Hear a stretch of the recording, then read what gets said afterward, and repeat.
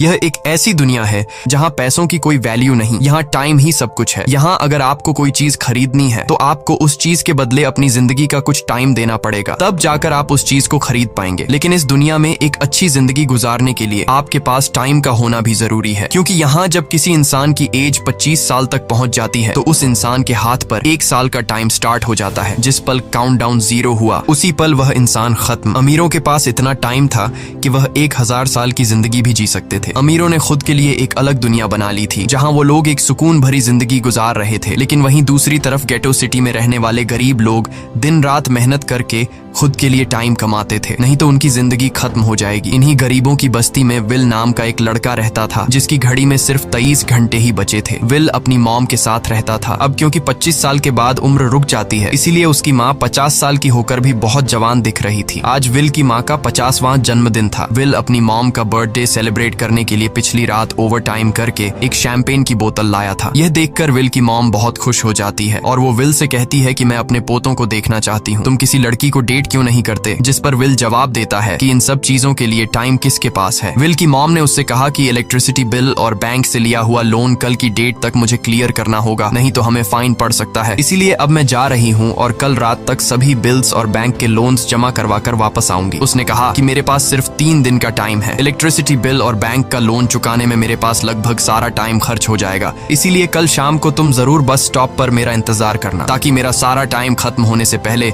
मैं तुमसे कुछ टाइम ले सकूं। इस पर विल ने कहा ठीक है, मैं टाइम पर पहुंच जाऊंगा। जाने से पहले विल की माँ विल के हाथ को छूकर उसकी बॉडी में 30 मिनट ट्रांसफर करती है ताकि विल अच्छा नाश्ता खरीद कर खा सके। इसके बाद दोनों अपने अपने काम पर निकल गए। रास्ते में विल के पास एक छोटी बच्ची आती है। वो विल को एक कैप्सूल देकर विल से उसका थोड़ा सा टाइम मांगती है। विल मुस्कुराते हुए उस छोटी बच्ची को कैप्सूल में अपनी जिंदगी का 5 मिनट का टाइम दे देता है और वह चली जाती है। यहाँ हमें पता चलता है कि यह लोग अपने टाइम को एक कैप्सूल में स्टोर भी कर सकते हैं, जिससे यह लोग कभी भी यूज और ट्रांसफर कर सकते हैं। इसके बाद विल काम के लिए फैक्ट्री पहुंच जाता है। काम शुरू करने से पहले वह कॉफी लेने जाता है, लेकिन वहां वह देखता है कि हर एक चीज का दाम डबल हो गया है। जहां पहले कॉफी 2 मिनट की मिलती थी, अब उसका प्राइस डबल होकर 4 मिनट हो चुका है। यहाँ पर कभी भी किसी चीज का भी दाम बढ़ा दिया जाता है बिना किसी अनाउंसमेंट के। ये बात विल को बहुत बुरी लगती है। मजबूरी में विल ने भी कॉफी के लिए अपनी जिंदगी के 4 मिनट पे किए और काम पर लग गया। दिन भर के काम के बाद रात के वक्त विल अपने दोस्त के साथ एक बार में जाता है। विल का दोस्त 1 नंबर का शराबी था। वह हर वक्त शराब के नशे में टली रहता। विल का दोस्त विल को इशारे में बताता है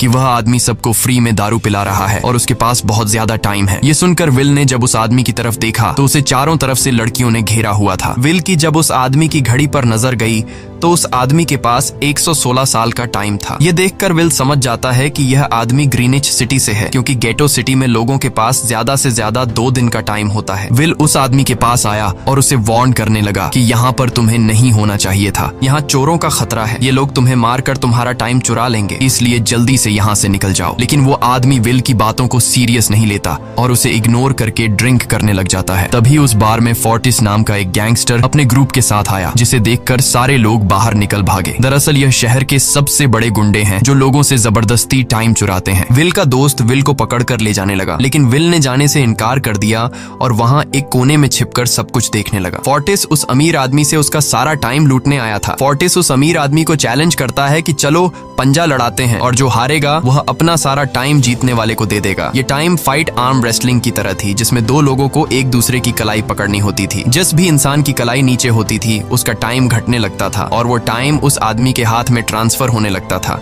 जिसकी कलाई ऊपर होती थी। इस तरह जीतने वाला इंसान सारा टाइम उस दूसरे आदमी से अपनी बॉडी में स्टोर करके उसे मार देता। फोर्टिस उस आदमी से कहता है, क्या तुम इसके लिए तैयार हो? इस पर उस अमीर आदमी ने कहा कि मैंने बहुत ज्यादा ड्रिंक की हुई है, इसलिए मुझे कुछ टाइम चाहिए, उसके बाद मैं तुम्हारे चैलेंज के लिए तैयार हूँ। फोर्टिस कहता है कि ठीक है, ये तुम्हारी आखिरी ख्वाहिश है, जाओ, मैं तुम्हें तैयार होने के लिए कुछ मिनट देता हूँ। फोर्टिस उसके साथ अपना एक आदमी भी भेज देता है ताकि यह भाग न सके। वो अमीर आदमी बाथरूम में आकर बहुत ज्यादा उल्टियां करने लग जाता है, क्योंकि उसे काफी चढ़ गई थी। इसलिए अगर वो इस हालत में फोर्टिस से पंजा लड़ता तो इस अमीर आदमी का हारना कंफर्म था। तभी विल वहां पर आ जाता है। वो फोर्टिस के आदमी को मारकर उस अमीर आदमी को अपने साथ उस जगह से बाहर निकाल लेता है और उसे फोर्टिस से बचाकर एक सेफ जगह पे ले आया। विल ने उस अमीर आदमी से कहा कि मैंने तुमसे कहा भी कि तुम्हारी जान को खतरा है, तुम जानबूझकर अपना टाइम क्यों बर्बाद कर रहे हो। वो आदमी विल को अपना नाम हेनरी बताता है और वो विल से पूछता है कि तुम्हारी उम्र कितनी है। विल ने बताया 28 साल। हेनरी ने कहा मेरी उम्र 105 साल है और अब मैं जिंदगी से थक चुका हूँ। मैंने अपनी लाइफ में हर एक चीज का मजा लिया है और अब मुझे इस जिंदगी की जरूरत नहीं है, मैं जीना नहीं चाहता। ये सुनकर विल ने हैरानी से पूछा आखिर तुम कहना क्या चाहते हो। इस पर हेनरी ने कहा लगता है तुम अब तक हकीकत से अनजान हो। क्या तुमने कभी सोचा है कि इस दुनिया में अलग अलग टाइम जोन्स क्यों बनाए गए हैं?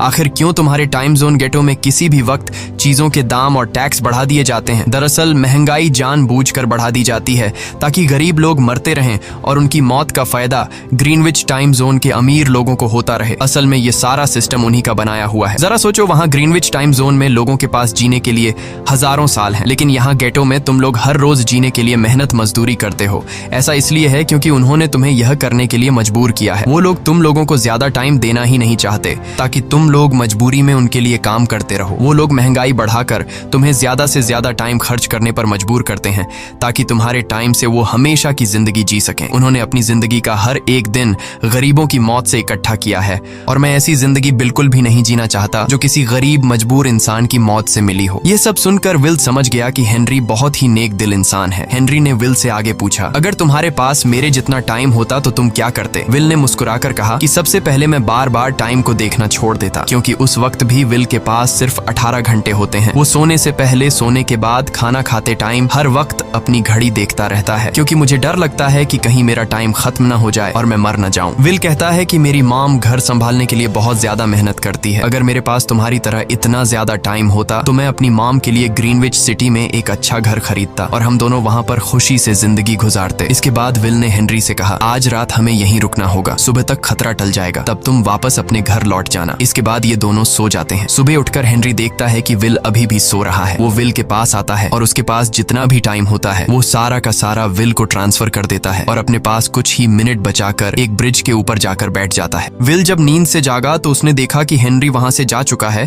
तभी हमेशा की तरह नींद से जागने के बाद विल ने अपनी घड़ी में नजर डाली। विल की घड़ी में 116 साल ऐड हो चुके थे। यह देखकर उसकी आंखें खुली की खुली रह गईं। उसे लगा कि वो अभी भी नींद में है और सपना देख रहा है। इसी दौरान विल की नजर विंडो पर पड़ी जिस पर लिखा था मेरा टाइम बर्बाद मत करना। वो समझ जाता है कि हेनरी ने मुझे अपना सारा समय दे दिया है। तभी विल ने हेनरी को दूर एक ब्रिज के किनारे पर बैठे देखा। विल जल्दी से हेनरी की तरफ भागा, लेकिन अब बहुत देर हो चुकी थी क्योंकि हेनरी के पास अब बस कुछ ही सेकंड्स बचे थे और थोड़ी देर बाद वो एक झटके से मरकर ब्रिज से नीचे पानी में गिर गया। विल को हेनरी की मौत का बहुत ज्यादा दुख होता है। अब विल के पास 116 साल की जिंदगी थी और वो समझ जाता है कि अगर मैं यहाँ पर रहा तो लोग समझेंगे कि हेनरी को इसी ने मारा है। विल जल्दी से अपने दोस्त के पास जाता है। विल का दोस्त विल के हाथ में इतना सारा टाइम देखकर शॉक रह जाता है, जिसके बाद विल ने अपने दोस्त को दोस्ती की खातिर 10 साल का टाइम दिया। ये देखकर विल का दोस्त उसका दिल से शुक्रिया अदा करता है। विल कहता है कि यहाँ रहना मेरे लिए अब ठीक नहीं, क्योंकि इतने ज्यादा टाइम को देखते हुए मेरा टाइम छीनने के लिए कोई भी मुझे मार सकता है। अब मैं अपनी माँ के लिए ग्रीनविच सिटी में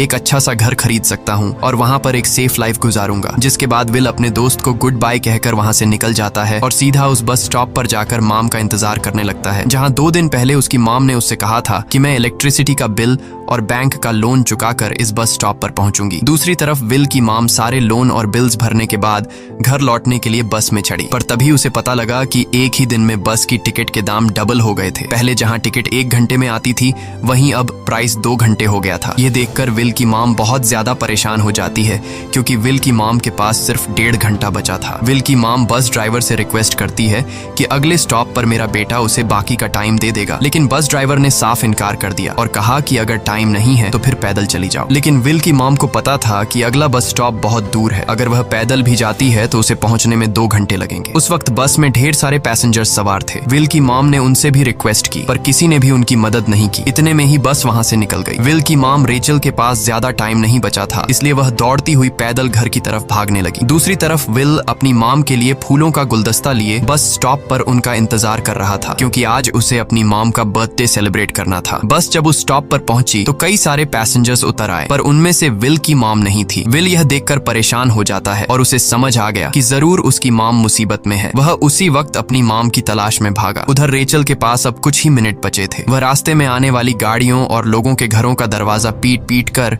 उनसे थोड़ा समय उधार मांग रही थी, लेकिन कोई भी उसकी मदद करने को तैयार नहीं था। इधर विल जब कुछ दूर गया तो उसे उसकी मॉम दौड़ती हुई नजर आ गई। अपनी मॉम को भागते हुए देख विल समझ गया कि उनके पास ज्यादा टाइम नहीं है। वह अपना हाथ आगे करके तेजी से उनकी तरफ दौड़ने लगा। उधर रेचल के पास अब सिर्फ 10 सेकंड्स ही रह गए थे। वह भी पूरी तेजी से विल की ओर भाग रही थी, लेकिन जैसे ही रेचल अपने बेटे विल के पास पहुंची, उसका टाइम खत्म हो जाता है और वह मर जाती है। यह देखकर विल को बहुत दुख होता है, क्योंकि उसने अपनी मॉम के लिए क्या कुछ नहीं सोचा था। वह चीख चीख कर रोने लगा। अगली सुबह तक हेनरी की डेड बॉडी टाइम कीपर्स को मिल चुकी थी। ये टाइम कीपर्स वहां पर इन्वेस्टिगेशन करते हैं। आज की दुनिया में टाइम कीपर्स होते थे जो पुलिस की तरह थे। इन टाइम कीपर्स का काम भी क्राइम को रोकना होता है। टाइम कीपर्स के ऑफिसर रेमंड ने उस जगह में अच्छी तरह से जांच की, लेकिन उसे कोई भी क्लू नहीं मिला। तभी रेमंड की नजर उस ब्रिज के पास लगे सीसीटीवी कैमरा की तरफ गई। वह सीसीटीवी फुटेज चेक करने सीसीटीवी रूम के लिए निकल पड़ा। दूसरी तरफ विल समझ चुका था कि उसकी मॉम की मौत के लिए ग्रीनिच में रहने वाले अमीर लोग ही जिम्मेदार हैं,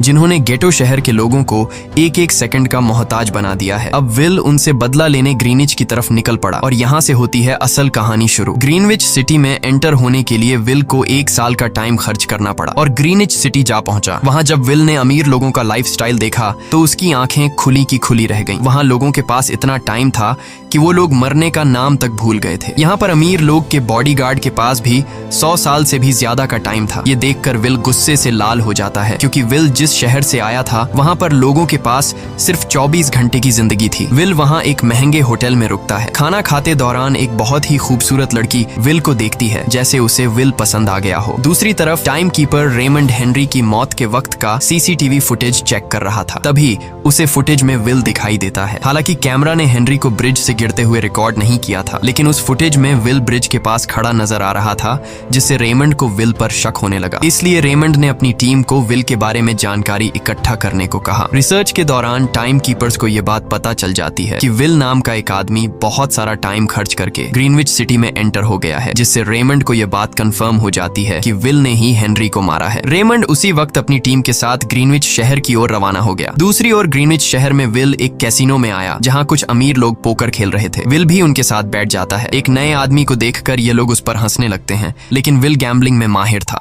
आज उसके लिए अमीरों से पैसे निकालने का सबसे अच्छा मौका था। विल ने फिलिप नाम के एक रईस आदमी के साथ पोकर की बाजी खेली। फिलिप यहाँ का सबसे रईस इंसान है। उसके पास खुद का एक टाइम बैंक है जो लोगों को लोन पर टाइम देता है। फिलिप के साथ उसकी डॉटर भी बैठी होती है। यह वही लड़की है जो कुछ देर पहले विल को गौर से देख रही थी। गेम जब शुरू हो जाती है तब विल अपनी लाइफ का सारा टाइम दांव पर लगा देता है और अपनी माइंड के बदौलत वो फिलिप से 1100 साल जीत जाता है। यह देखकर फिलिप की बेटी सिल्विया विल से काफी ज्यादा इम्प्रेस हो जाती है। उसने विल को कल रात अपने घर पार्टी पर इनवाइट किया। फिर अगली शाम विल एक नई नवेली कार खरीदकर फिलिप की पार्टी में जा पहुंचा। वहीं पार्टी के दौरान विल और सिल्विया डांस करने लगते हैं और सिल्विया मन ही मन विल को दिल दे बैठी। वो अपनी दिल की बात विल से करने ही वाली थी कि तभी टाइम कीपर रेमंड अपनी टीम के साथ वहां पहुंचता है और विल को पकड़ लेते हैं। विल को खूनी समझकर सिल्विया भी उससे नाराज हो गई। रेमंड ने सबसे पहले विल का सारा टाइम उससे छीनकर सिर्फ 2 घंटे दिए। उसके बाद वो विल को हेनरी के खून के इल्जाम में गिरफ्तार करने लगा। रेमंड विल से पूछता है कि तुमने हेनरी को क्यों मारा। विल उसे कहता है कि मैंने उसे मारा नहीं था, बल्कि वो खुद जीना नहीं चाहता था, इसलिए उसने मुझे 116 साल दिए और बाद में उसने खुद की जान ली। लेकिन रेमंड विल की बात पर यकीन नहीं करता। विल समझ जाता है कि रेमंड मुझे हेनरी के झूठे केस में फंसाकर उम्र भर कैद के लिए मुझे जेल में डाल देगा, इसलिए वह मौका देखते ही रेमंड के आदमियों को मारकर खुद को आजाद कर लेता है और उनकी बंदूक लेकर सिल्विया को बंदी बना लिया। सिल्विया को ढाल बनाकर विल उसे साथ लेकर भाग निकला और रेमंड और उसके आदमियों को चकमा देता हुआ वापस गेटो शहर आ पहुंचा। इस दौरान विल के पास टाइम काफी कम बचा था। उसने सिल्विया से कुछ टाइम उधार मांगा, लेकिन सिल्विया ने उसे 1 सेकंड भी देने से इनकार कर दिया, क्योंकि वह भी उसे हेनरी का खूनी समझ रही थी। इसलिए वो और तेजी से गेटो शहर की तरफ कार दौड़ाता है ताकि वहां पहुंचकर किसी से टाइम उधार ले सके। जल्दबाजी में उसका ध्यान आगे सड़क पर बिछी कंटीली तारों पर नहीं पड़ता, जिससे टकराते ही विल की कार ब्रिज से नीचे गिर जाती है। इस एक्सीडेंट में विल और सिल्विया बेहोश हो गए। असल में रास्ते में वह कांटे फोर्टिस और उसकी गैंग ने बिछाए थे। फोर्टिस ने देखा कि सिल्विया के पास 10 साल का टाइम था। वो सिल्विया का सारा टाइम चुरा कर वहां से निकल जाते हैं। इतने में ही विल और सिल्विया को होश आया। सिल्विया ने जब अपने हाथ की तरफ देखा तो वो परेशान हुई, क्योंकि उसके पास सिर्फ 30 मिनट ही बचे थे और विल के पास भी कुछ मिनट ही बचे थे। पर फिर भी उसने सिल्विया को अपने कुछ मिनट दिए, जिससे इन दोनों का टाइम बराबर हो गया। इसके बाद विल सिल्विया को लेकर जल्दी से अपने दोस्त के घर जाता है, जिसे उसने 10 साल दिए थे। जब उसके दोस्त की वाइफ ने दरवाजा खोला और उसने विल को देखा तो उसने विल से नाराजगी जताते हुए कहा, तुम्हारे दिए हुए 10 साल ने मेरे हस्बैंड की जान ले ली। उसने सारा टाइम शराब में उड़ा दिया, जिससे उसकी मौत हुई। ये सुनकर विल मायूस हो गया, लेकिन अब इन दोनों के पास भी ज्यादा टाइम नहीं था। अगर यह दोनों जल्दी से कुछ नहीं करते तो इनकी भी मौत पक्की थी। तभी विल ने सिल्विया के कानों में ईयरिंग देखी, जो हीरे की थी। उसे बेचकर विल और सिल्विया को 2 दिन का टाइम मिल गया। इसके बाद विल सिल्विया को लेकर फोन बूथ पर आया। उसने सिल्विया के पिता फिलिप को कॉल किया और बताया कि उसकी बेटी अब तक सही सलामत है। उस वक्त रेमंड भी फिलिप के पास ही मौजूद था और विल को भी पता था कि रेमंड भी वहाँ मौजूद है। विल ने सिल्विया को छोड़ने के बदले 10,000 साल का टाइम मांगा और वो 10,000 साल टाइम बैंक के जरिए गरीब लोगों में बांटने को कहा और कल सुबह तक का टाइम दिया। हालांकि फिलिप के लिए यह रकम कुछ भी नहीं थी, पर फिलिप किसी भी कीमत पर गरीबों को टाइम नहीं देना चाहता था। इधर विल सिल्विया को अपने घर ले आया, जहाँ पर दोनों सुबह होने का इंतजार कर रहे थे। इसी दौरान सिल्विया ने विल से पूछा कि उसकी फैमिली कहाँ है। इस पर विल ने बताया कि पिछली रात ही टाइम न होने की वजह से मेरी माँ की डेथ हुई। ये सुनकर सिल्विया को बहुत बुरा लगता है और उसे एहसास होता है कि यहाँ गरीब लोग हर पल मौत के डर में जीते हैं। उन्हें एक दिन का टाइम कमाने में कितनी मेहनत करनी पड़ती है। अगली सुबह बैंक खुलते ही विल और सिल्विया खिड़की से बैंक पर नजर रखने लगे, लेकिन बैंक ने गरीबों में टाइम नहीं बांटा। सिल्विया यह देखकर बहुत मायूस हो गई कि टाइम के आगे उसके पिता के लिए अपनी बेटी की भी कोई कीमत नहीं थी। अब सिल्विया को समझ आ गया कि उसके पिता सिर्फ बिजनेसमैन नहीं है, बल्कि वो इस सिस्टम के हेड हैं। वो गरीब लोगों की मौत से अपनी जिंदगी के साल जमा करते हैं। सिल्विया को यूं मायूस देखकर विल ने उसे वापस घर भेजने का फैसला किया। वो उसे फोन बूथ पे ले आया और अपने पिता को कॉल करके अपने लिए मदद बुलाने को कहा। इस दौरान विल सिल्विया को वेपन भी दे देता है ताकि वो खुद की हिफाजत कर सके। इधर सिल्विया फोन पर अपने पिता से बात कर रही थी कि तभी टाइम कीपर रेमंड चुपके से वहां आ पहुंचा और विल पर गन तान दी। रेमंड विल पर गोली चलाने ही वाला था कि तभी सिल्विया ने रेमंड को देख लिया और घबराहट में रेमंड पर गोली चला दी। ये देख विल घबरा कर रेमंड के पास आया। हालांकि वो गोली रेमंड के हाथ को छू कर निकल गई थी। रेमंड के हाथ से बहुत खून निकल रहा था। विल ने रेमंड की घड़ी देखी। रेमंड के पास सिर्फ 2 घंटे बचे थे। दरअसल टाइम कीपर्स को भी सैलरी के तौर पर हर रोज 1 दिन का ही टाइम मिलता था। विल समझ गया कि जब तक रेमंड के पास उसके टीम वाले पहुंचेंगे तब तक रेमंड का ज्यादा खून बहने की वजह से उसकी मौत हो गई होगी। इसलिए विल रेमंड को 2 घंटे का टाइम देते हुए रेमंड की कार को लेकर वहां से निकल गया। रेमंड को गोली मारकर अब सिल्विया भी क्राइम लिस्ट में आ चुकी थी। हालांकि विल ने सिल्विया से कहा कि वो अभी इन सब से निकल सकती है, लेकिन ग्रीनिच में सिल्विया की जिंदगी पिंजरे में कैद पंछी की तरह थी। उसके पिता फिलिप ने उस पर बहुत सारी पाबंदियां लगा दी थीं, पर यहाँ आकर उसे आजादी का एहसास हो रहा था, क्योंकि यहाँ वो अपनी मर्जी की मालिक थी और सिल्विया समझ जाती है कि यहाँ पर लोगों के साथ गलत हो रहा है। अब वह भी गरीबों को उनका हक दिलाने में विल के साथ थी। विल और सिल्विया ने मिलकर अमीरों को लूटना शुरू कर दिया। सिल्विया, जो कि ग्रीनिच सिटी के चप्पे चप्पे से वाकिफ थी, इसलिए इन दोनों ने प्लान बनाया कि वो ग्रीनिच सिटी में बैंक से टाइम कैप्सूल चुराएंगे और उनको गरीबों में बांट देंगे। सिल्विया ने सबसे पहले अपने पिता फिलिप के कई सारे बैंक्स में डाका डाला, क्योंकि फिलिप ने गरीबों की मौत से वह सारा टाइम इकट्ठा किया था। इन दोनों ने तिजोरी से सभी टाइम कैप्सूल एक बैग में पैक करके वहां से निकल गए और उन्हें गरीबों में बांटने लगे। इतनी बड़ी चोरी करने के बाद अब